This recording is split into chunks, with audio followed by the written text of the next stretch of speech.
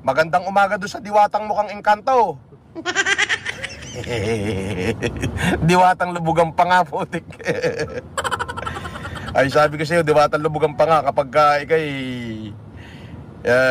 lumaki ulo mo, lilipas ka na. Oo, sabi mo, ililipas din yan, kuya. Oo, ililipas ka na rin. Oo, sabi daw ng diwata, nalubugan pa nga. Hindi ko ikakayaman ng 100 pesos nyo. Ito, diyan ka nga nagsimula sa 100 pesos, gagonto, tapos sasabihin mong hindi mo ikayayaman. Minuminuto, lubugan pa nga mo. Pag pinalubog ko pa yan ng todo,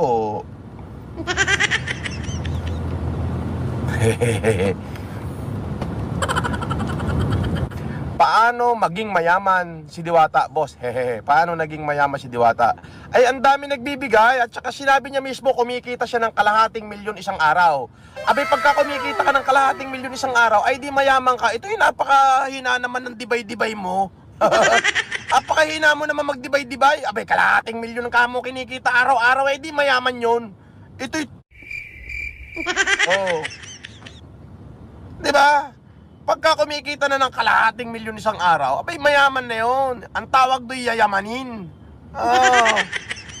Diba? Pero, sabi ko nga, kapag ikaw binigyan ng Panginoon ng pagkakataon na umangat sa buhay, dapat lalo kang maging mapagpakumbaba.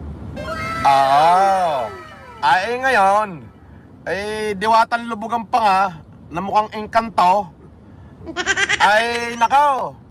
Huwag mo sasabihing lilipas din yan at huwag mo sasabihing may nagpapabati nga, lilipas din daw yan, kuya. Ay, lilipas ka na rin.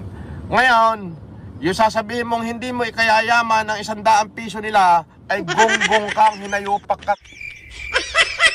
Sa kanila ka nagsimula. Yung 100 piso nila ang bumuhay sa'yo nung ikay walang-wala. Ay,